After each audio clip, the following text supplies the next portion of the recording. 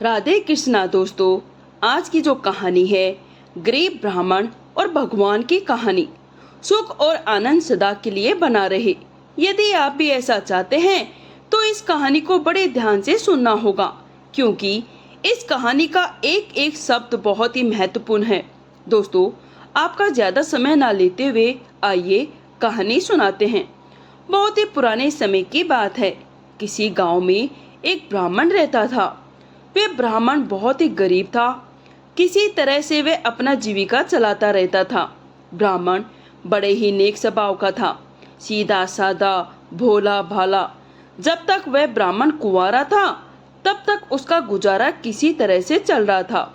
लेकिन कुछ दिनों के बाद जब उसकी शादी हो गई तो उसका खर्चा भी बढ़ चुका था। इसलिए वह खर्चे बढ़ने से परेशान रहने लगा, क्योंकि गृहस्थी का बोझ बढ़ने से खर्च भी बढ़ गया था।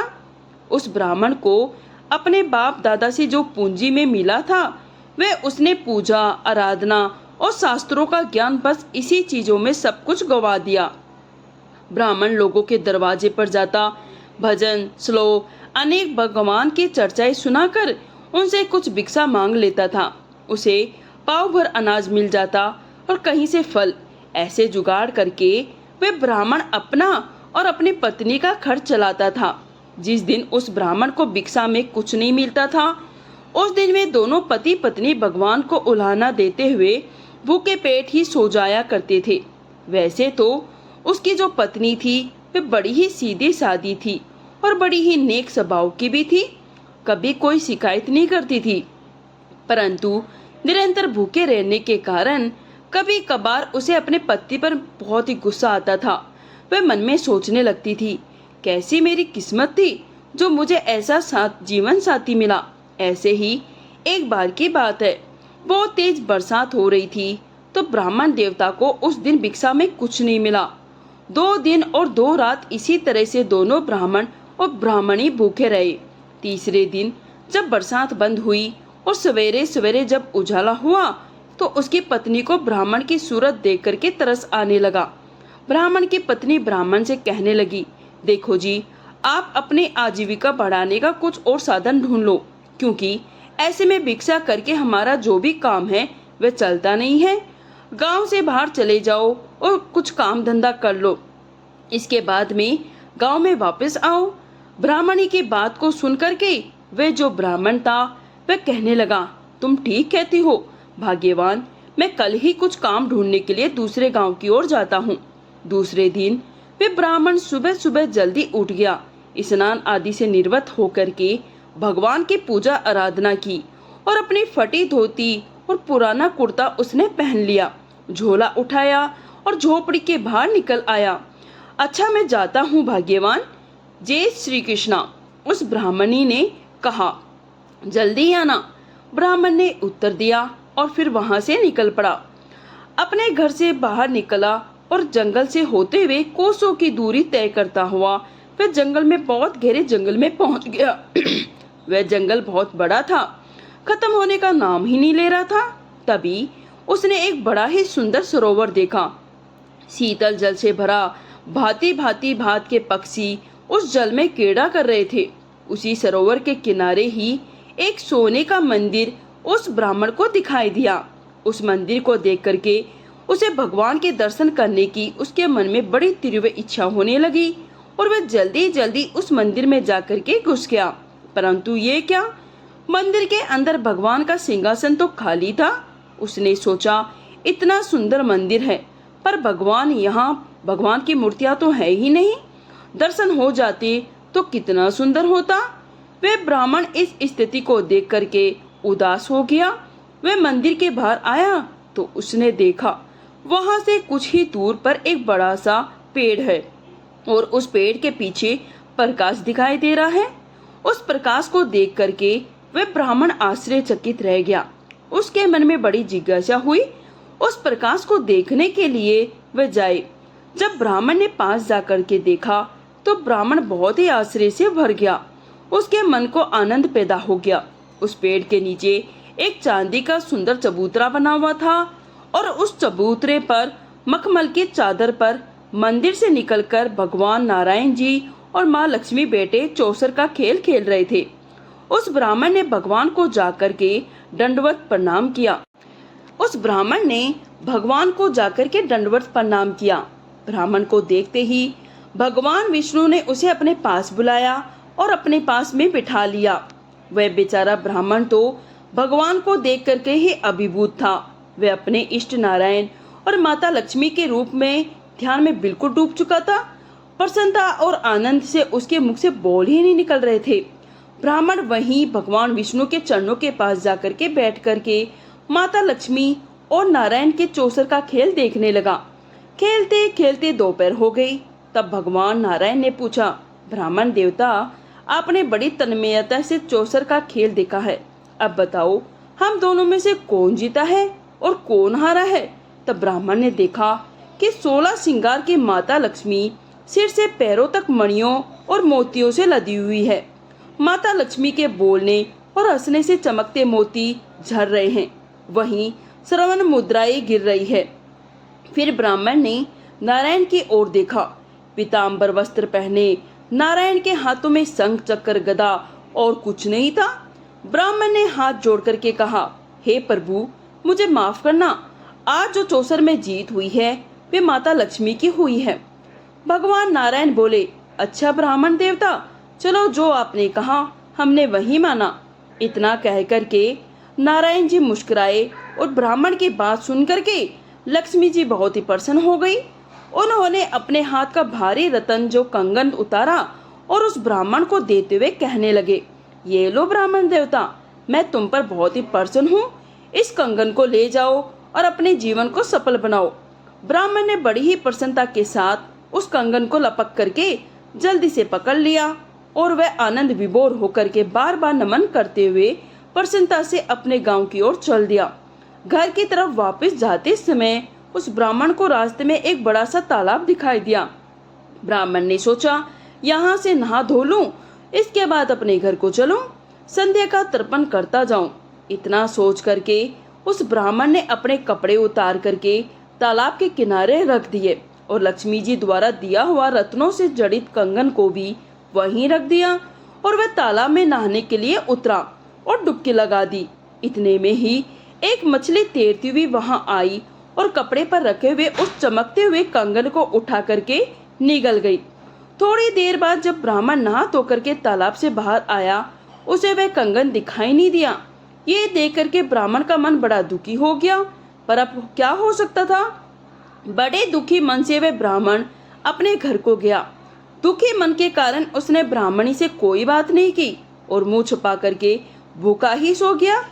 जब दूसरा दिन हुआ, सुबह हुई, ब्राह्मण फिर से स्नान करके भगवान की पूजा आराधना की और अपनी फटी धोती कुर्ता पहन करके एक झोली लटका और हाथ में एक लोटा लेकर के झोपड़ी से बाहर आ गया और अपनी पत्नी से कहने लगा, भाग्यवान, मैं जाता हूँ। ब्राह्मण की पत्नी ब्राह्मणी बोली, जल्दी आना, जय श्री कृष्णा। इतना कह करके फिर से वह ब्राह्मण अपने घर से निकल पड़ा। गांव से निकला और जंगल से होते हुए जल्दी जल्दी वे ब्राह्मण उसी मंदिर के पास पहुंचने के लिए व्याकुल हो रहा था। चलते चलते उसे वहीं सोने का मंदिर दिखाई दिया। उसने देखा तो उस बड़े से पेड़ के नीचे चांदी के सुंदर चबूतरे पर मखमल के चादर पर नारायण भगवान और माता लक्ष्मी जी उस दिन भी बैठे हुए थे और आज भी वे चौसर का खेल खेल रहे थे। नारायण जी ने फिर उस ब्राह्मण को देखा। उसे देखते ही भगवान ने उसे फिर से अपने पास बिठा लिया। ब्राह्मण ने लक्ष्मी नारायण को दंडवत प्रणाम किया। आज भी खेलते खेलते सुबह से दोपहर हो गई। जब चौसर का खेल खत्म हुआ तो भगवान नारायण ने ब्राह्मण से पूछा, कहो ब्राह्मण, आज कौन जीता है और कौन हारा है। ब्राह्मण वह खोया हुआ कंगन याद कर रहा था। उसने कहा, महाराज, बुरा तो आप मानना मत, माता लक्ष्मी जी जीती है और आप हार गए। इतना सुनकर के नारायण जी मुस्कुराए और बोले, हे ब्राह्मण देवता, अब तुमने कहा है जो वह मैं मानता हूँ कि तुम सही हो। लक्ष्मी जी फिर प्रसन्न होकर के उसने अपने कमर की पोटली से 5 बहुमूल्य रत्न निकाल करके उस ब्राह्मण को दे दिया। ब्राह्मण ने अपने जीवन में इतने अमूल्य रत्न को कभी नहीं देखा था। उस ब्राह्मण का मन प्रसन्नता से उछल रहा था। उन रत्नों को लेकर के वह बड़े ही सुखी मन से अपने घर की ओर रवाना हुआ। उसे लगा आज इसे बेच करके जो भी मेरी दरिद्रता है वह आजीवन समाप्त हो जाएगी। इतना कह करके सोच करके वह फिर से चलने लगा। चलते चलते वहीं तालाब के पास पहुंचा। ब्राह्मण को कंगन वाली बात याद थी, सो ब्राह्मण वहां रुका नहीं। वह चलता गया और सीधा अपने घर पहुंचा। ब्राह्मणी से कहने लगा, ब्राह्मणी दरवाजा खोलो। उस ब्राह्मणी ने जैसे ही दरवाजा खोला, ब्राह्मण ने ब्राह्मणी को खुश करने के लिए वह बहुमूल्य रतन उसके आंचल में डाल दिए। परंतु क्या हुआ, वे बहुमूल्य रतन अंगारे बन गए। दिन भर की भूखी प्यासी ब्राह्मणी भिक्षा की प्रतीक्षा में थी। ये देख करके वह गुस्से से लाल पीली हो गई और उन अंगारों को ले जा करके उसने चूल्हे में डाल दिया। इतने में ही उसकी पड़ोसन आई और उसने कहा, मेरे चूल्हे की आग बुझ गई है, मुझे थोड़ी सी आग दे दो। ब्राह्मणी ने अपने चूल्हे की तरफ इशारा किया और कहा, ले जाओ।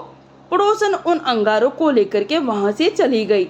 इधर रोती कोसती कई दिन से भूखी प्यासी ब्राह्मणी पड़ोसी से एक मुट्ठी चावल मांग कर लाई और उसी से बना करके अपना और अपने पति का पेट का पालन किया और दोनों बिना बोले बिना बताए एक दूसरे की ओर पीट करके सो गए।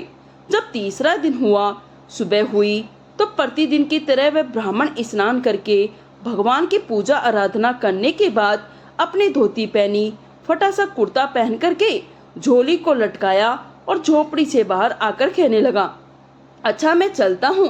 ब्राह्मणी ने ब्राह्मण की बात को सुनकर के उत्तर दिया, जय श्री कृष्णा, जल्दी आना और आज कुछ लेकर के ही आना। ब्राह्मण ने जल्दी जल्दी हाँ में सर हिलाया और निकल पड़ा। वहाँ गांव से जंगल से होते हुए वे वहीं जा पहुंचा जहाँ पर नित्य उसे भगवान विष्णु जी और माता लक्ष्मी जी मिलते थे।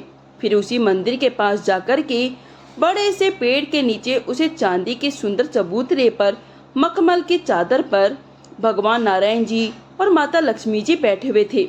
आज फिर से चौसर का खेल खेलते हुए भगवान नारायण ने फिर ब्राह्मण को देखा। उसे देखते ही भगवान ने फिर उसे बुला करके अपने पास बैठा लिया। उस ब्राह्मण ने माता लक्ष्मी और भगवान नारायण दोनों को दंडवत प्रणाम किया। जब खेलते खेलते दोपहर हो गई तो भगवान नारायण ने फिर पूछा, कहो ब्राह्मण देवता, कौन जीता और कौन हारा। ब्राह्मण वहीं खोया हुआ कंगन और पांचों रत्नों को याद कर रहा था। उसने कहा, हे प्रभु, सच बात तो ये है, माता लक्ष्मी जी जीते हैं और आप हार गए। भगवान नारायण फिर मुस्कुराए और कहने लगे, ठीक है ब्राह्मण देवता, आपने कहा है और हमने माना। लक्ष्मी जी ये सुनकर के बहुत प्रसन्न हो गई। उन्होंने खुशी होकर के अपने गले का नौलक का हार उतार करके उस ब्राह्मण को दे दिया। ब्राह्मण बड़ी ही प्रसन्नता के साथ माता लक्ष्मी जी के दिए हुए हार को लेकर के अपने घर की तरफ चल दिया।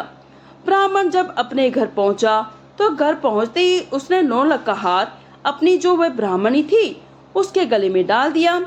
ब्राह्मणी ने जब दर्पण में जाके देखा तो उसे उस हार के स्थान पर एक काला बड़ा सा सांप दिखाई दिया।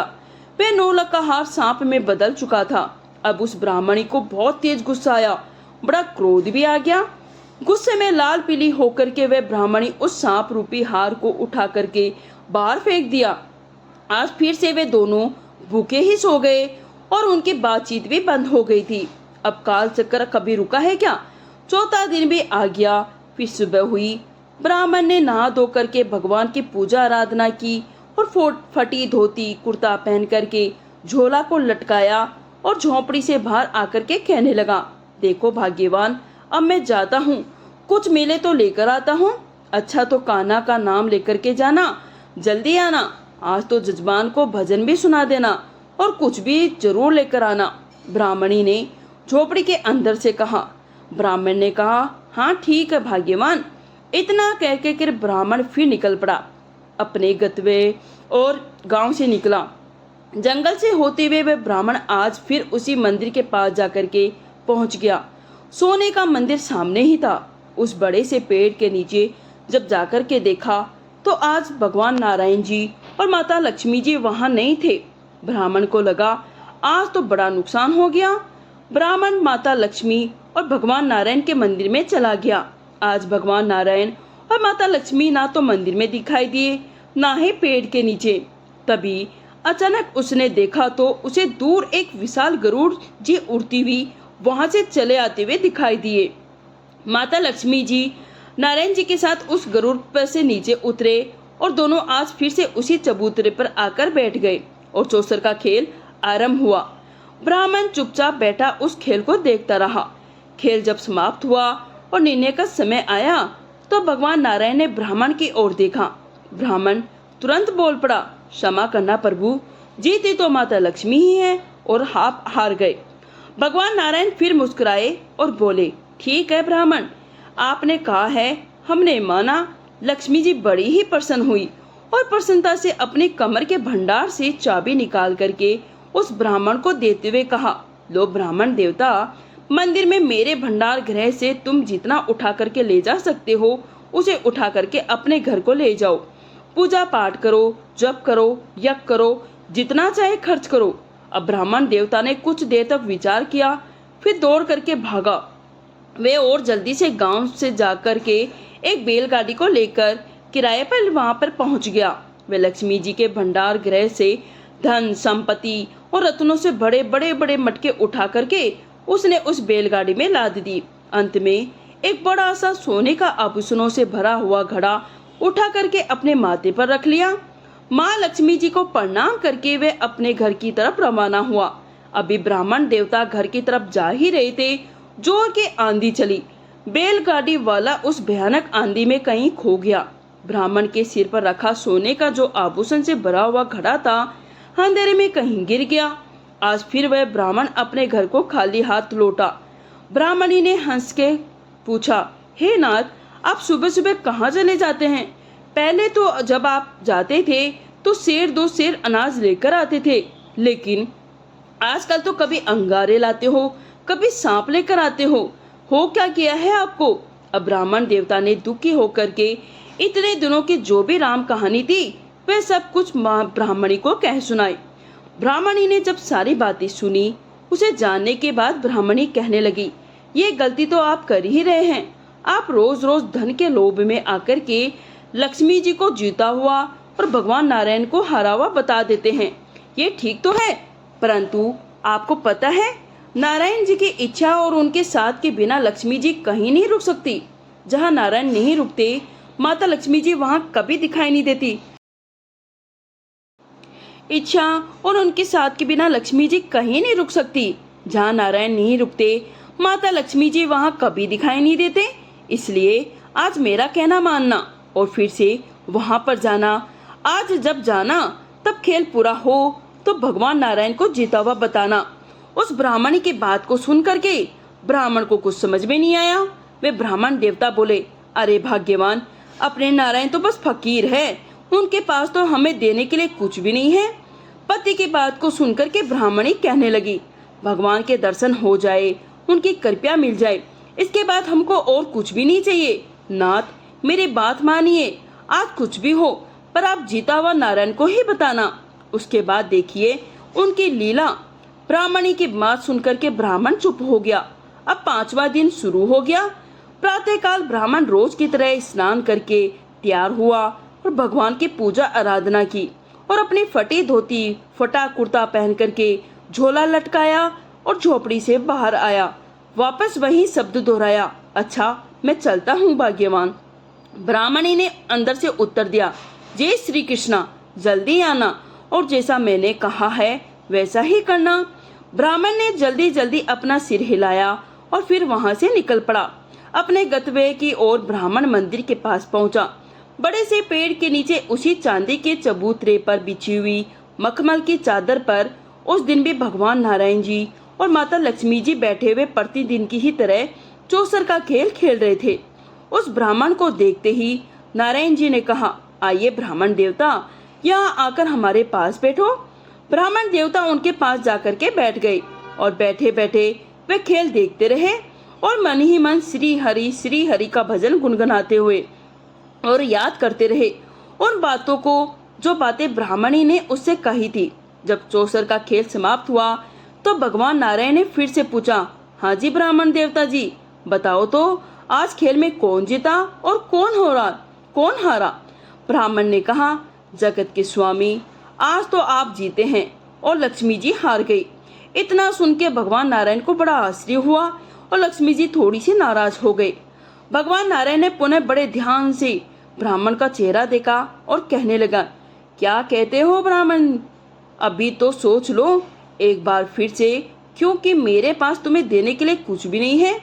नारायण जी की बात को सुन करके ब्राह्मण देवता कहने लगा, महाराज, आज तो आप ही जीते हैं और माता लक्ष्मी जी हार गए। ठीक है ब्राह्मण देवता, आपने कहा है, हमने माना। इतना कहकर के नारायण जी मुस्कुराए और खड़े होकर के नारायण ने अपने आसन झाड़ा तो क्षण से आसन से तांबे का एक सिक्का निकला। मेरे पास तो यही सिक्का निकला है, इसे ही ले लो। ब्राह्मण देवता, इसे ही ले लो। ब्राह्मण देवता पर अपना मन मत दुखाना। आज गांव के बाहर जो भी मिले उसे घर ले जाना और अपना काम चलाना। ब्राह्मण ने बड़े दुखी मन से वह सिक्का लिया। अब उसको ब्राह्मणी पर बड़ा क्रोध आ रहा था। ऐसे फालतू की सलाह वह सिक्का लिया। अब उसको ब्राह्मणी पर बड़ा क्रोध आ रहा था। ऐसे फालतू की सलाह देती है, अगर माता लक्ष्मी को जिता देता तो पता नहीं कितने बहुमूल्य रत्न मुझे पाता, मुझे क्या क्या मिलता, इसका तो पता नहीं था। उसने अपने मन को मारते हुए बड़ी श्रद्धा से भगवान नारायण और माता लक्ष्मी जी को प्रणाम किया और दुखी होते हुए अपने घर की ओर चल दिया। वह ब्राह्मण पूरे रास्ते में सोचता जा रहा था, इस एक तांबे के सिक्के से क्या मिलेगा? खैर, अब क्या हो सकता था? कह दूंगा उस मूर्ख से, जैसा तुमने कहा था मैंने वैसा ही किया। अब तू जाने और तेरा काम जाने। वे गांव के बाहर पहुंचा। एक मछली बेचने वाला चिल्ला चिल्ला करके कह रहा था, मछली ले लो, मछली ले लो। ब्राह्मण ने सोचा कि मछली लेकर के क्या करूंगा, परंतु नारायण ने कहा था, गांव के बाहर जो भी मिले उससे लेकर के अपने घर की तरफ जरूर जाना। वैसे तांबे के सिक्के का कोई काम तो नहीं, लेकिन एक जान बचाई जा सकती है। ब्राह्मण ने यही सोच करके उस एक सिक्के से वही मछली खरीद ली और लड़खड़ाते हुए अपने घर की तरफ चल दिया।